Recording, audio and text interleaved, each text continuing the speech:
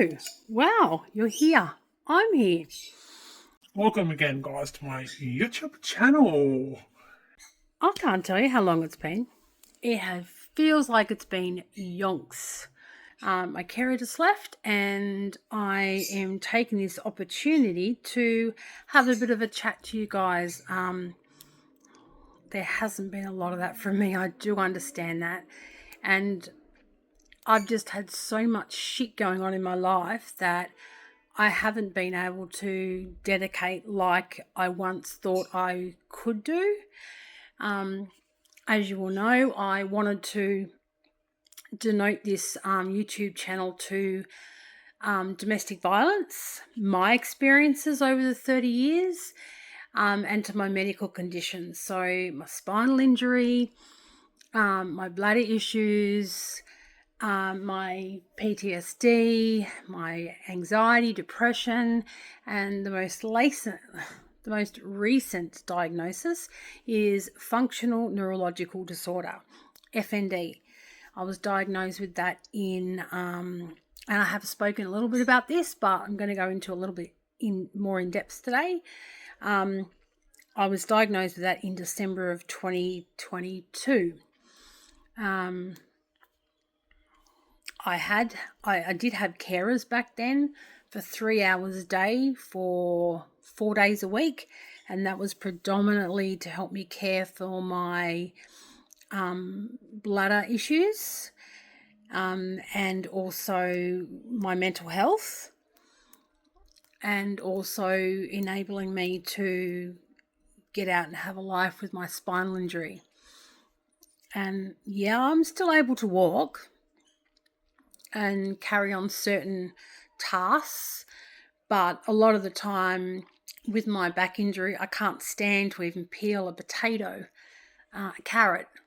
I struggle sometimes even watching my carers do my cooking for me, physically that is, because I may be sitting down but I'm in so much pain. So adding to that condition is functional neurological disorder, which is FND. Basically, it's a condition that is half psych and the other half is medical. So in my particular case, it is lower limb paralysis. I can experience it any day, any time, any hour. Sometimes it'll last for, I think the minimum time frame's been about a week. The longest has been 3, 4, 5, 6 weeks, I think it was. I was hospitalised initially, and then I've been hospitalised. I'm ongoing, so it all depends on how. I mean, if I fall on the ground, could be out shopping, fall on the ground, there's no way in hell I get myself up. I just don't have the strength. So I have to call an ambulance. They pick me up with a special seating tool, and then I go to the hospital. So it's a really new diagnosis. December 22. I spent December of Christmas holidays in 22 in hospital and New Year's of 2023 in hospital. A terrible time. I fucking hated it. And I went there not being able to walk.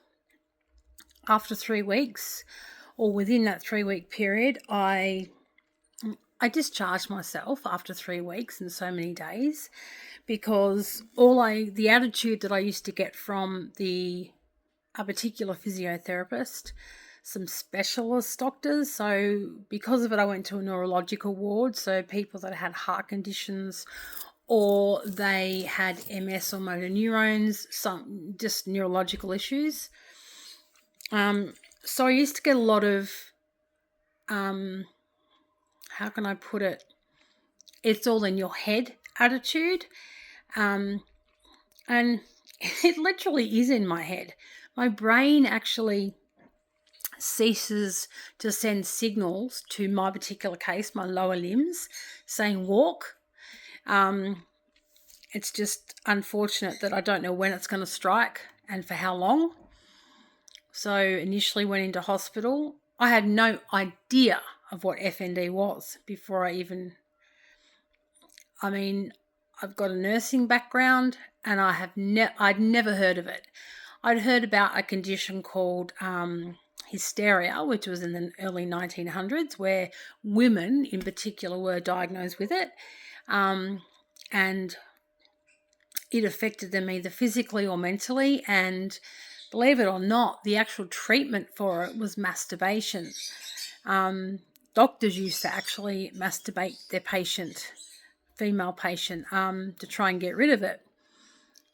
I guess that could solve a lot of issues, but ultimately an orgasm isn't going to stop a message getting from my brain to my legs to say, fucking walk again, because there's no way in hell.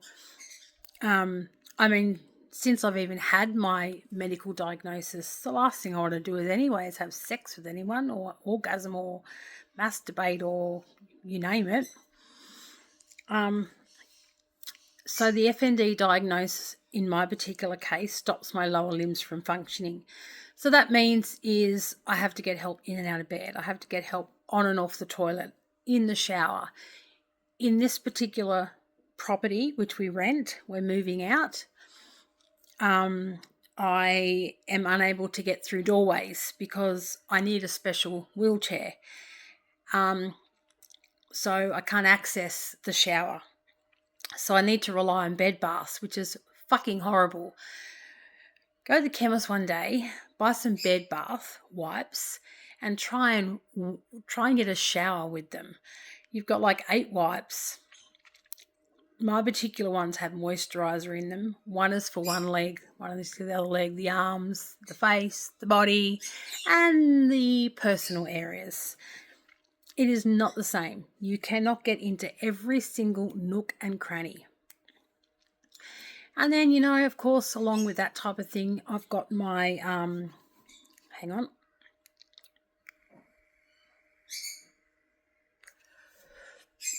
I've got the issue with a suprapubic catheter. So I would generally shower up to 2 times a day.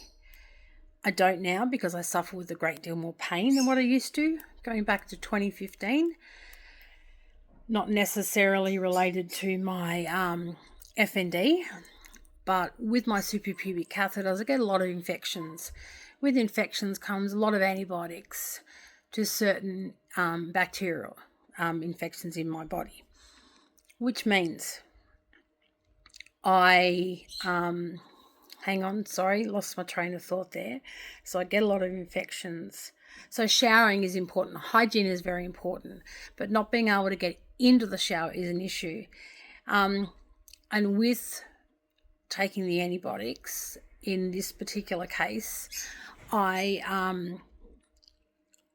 been getting a lot of, after my hysterectomy, so I had my uterus and cervix removed, I get a lot of sharp pains. I was thinking it was maybe the ligament that attached the upper and the lower portions of your vagina wall. They sew it onto you, so you've still got a vagina. Okay, so that's basically what it is. I thought it was the ligament itself causing the pain, but the professor from the urogynecological clinic in Varsity Lakes feels that it may be the fact that I've got constant infections and constant thrush, which is yeast infection from the antibiotics. So once I can get that under control, I shouldn't be in a fair lot of pain. Now, this pain I refer to isn't just something I can take Panadol and Nurofen for. I do take regular Panadol and Nurofen, but it doesn't make a difference. However, the paracetamol does extend the life of my opioid.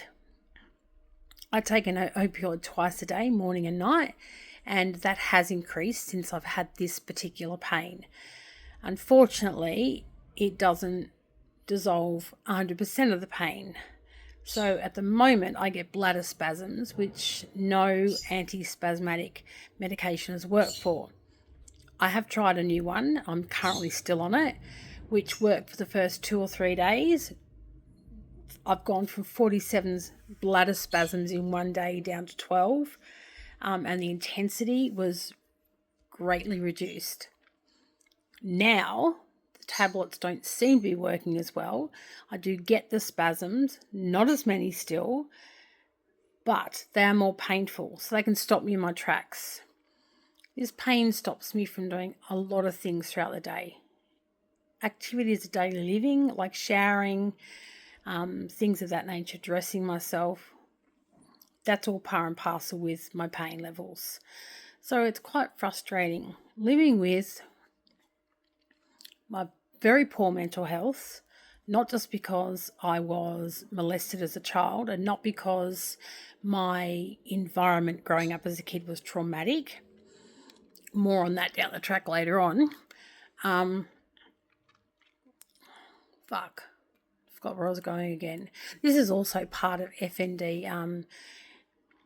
In particular for myself, I can be chewing something one day and forget how to swallow, and that can be scary. When drinking, I can't swallow. That can be scary because I can choke to death. So it's not just those things, but it's also my memory.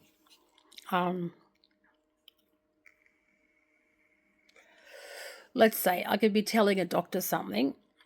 I forget where I was going with that conversation, and then maybe a minute later, 5 minutes, maybe never, I get where I was taking,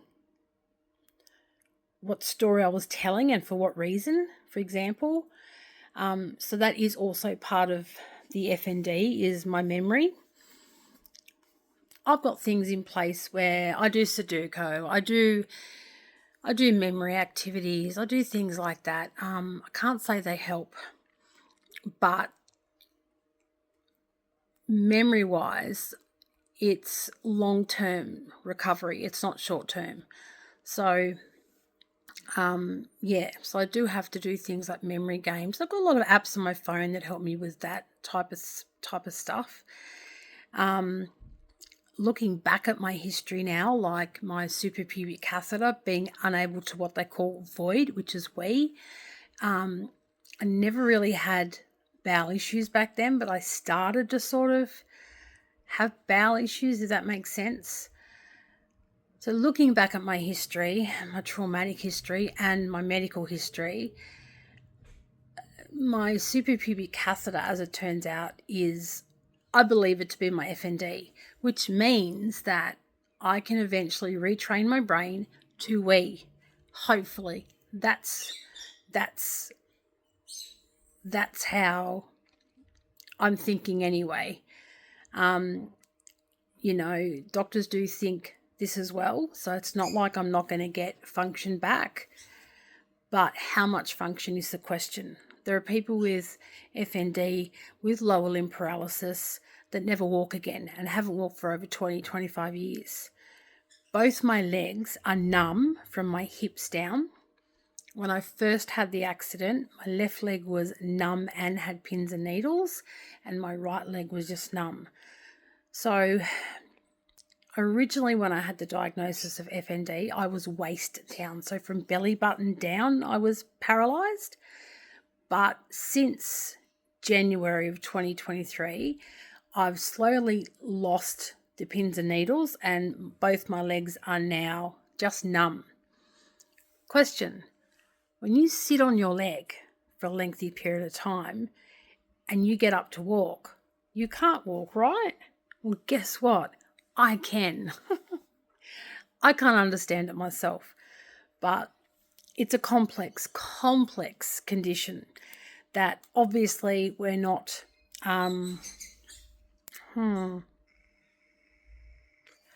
we're not too well educated on it. Like I said, there are neurologists. So having FND, you see a neurologist because it's the brain, but you also see a psychologist. Long story short, I don't see a neurologist because of the way I was treated when I was originally diagnosed.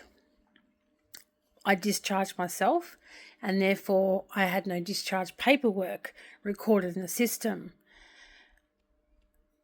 Going off the beaten track, which really has a lot to do with it, over say the year and a bit, I've tried to get back into seeing a neurologist, but here in Australia, the wait times are phenomenal. So it's a 5-year wait. I've even tried to go down the avenue of seeking professional doctors' advice about FND privately, but there are no doctors in Queensland that I know of that will take on new patients. Believe me when I tell you, my carers and I have rang many a doctor, neurologist, and wanted to get in to see them, but they take on no more patients with FND.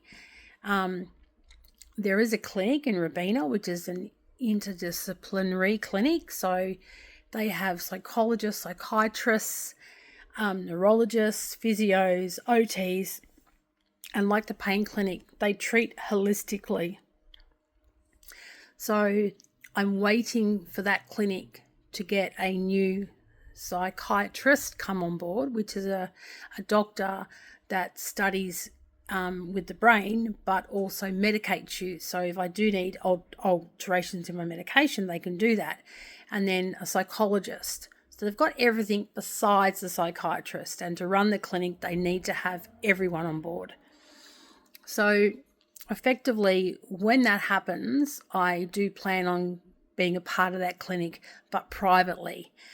I don't know how much it's going to cost me. I have no idea.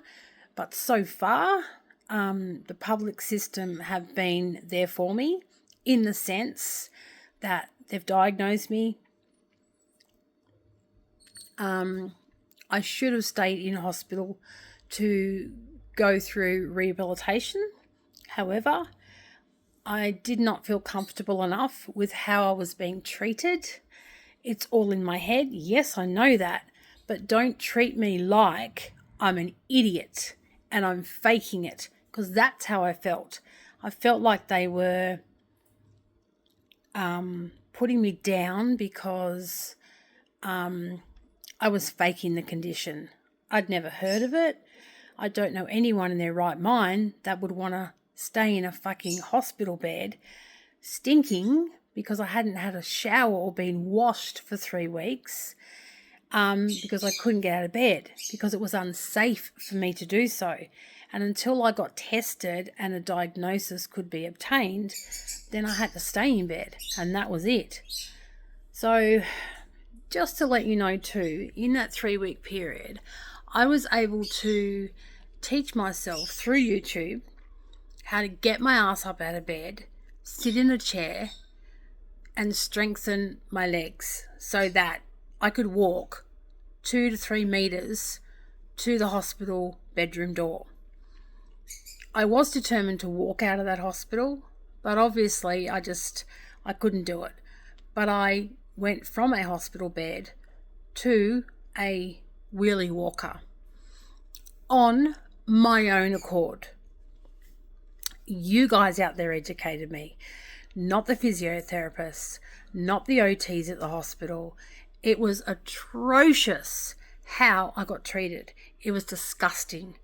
And this is why a lot of people, including myself, are hesitant to go back to hospital. I should have been an outpatient when I left the hospital. I wasn't, and I still am awaiting discharge paperwork from Queensland Health, in particular Gold Coast Uni Hospital.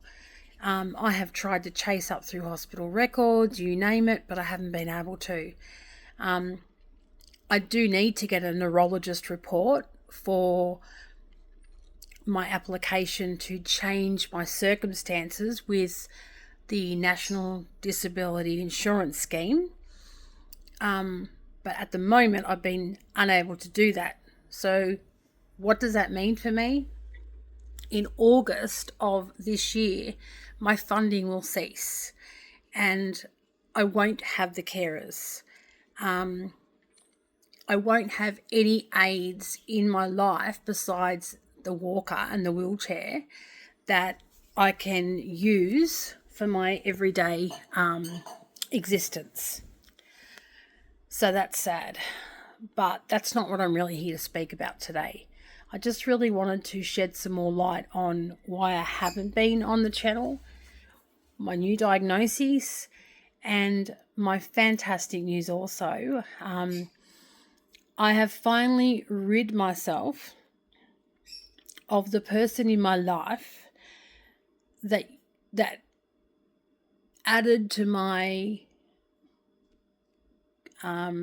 my life not being my life. I've now got my family life back. I've now got my friendship channels back. I've got my independence back. I suffered at the hand of domestic violence for 30 years. It took me 30 years to come to the realization that it was a cycle. The amount of coercive control that this person placed on me was amazing. It's just amazing how it actually gets done, how they even do it. How they can do it is beyond my understanding. But it has a lot to do with narcissistic and sociopathic traits, and that person will never change. And although I'm not really ready to talk about that at the moment, I am happy to say that I am now divorced and on my own path of freedom. I'm so glad I made the choice to get out of that environment. I'm so glad I haven't gone back. I'm so glad I won't be going back. And I'm so glad that I'm making the effort to change the way in which I think. I am not ready for a new lifetime partner, but I am ready to realize that in the near future, I do want to have another relationship, but not one that I've been attracted to, if that makes sense. I do have to learn to love myself all over again, and I know people out there will be saying, what the fuck is she raving on about? However, you do. I have to take care of myself, mentally and physically. So I'm definitely open to another relationship in the future. I don't know when. Only I will be able to tell when. That's when I'm ready. And at the moment, I don't feel ready. But I'm doing everything I can to enable a different lifestyle and a different mental train of thought.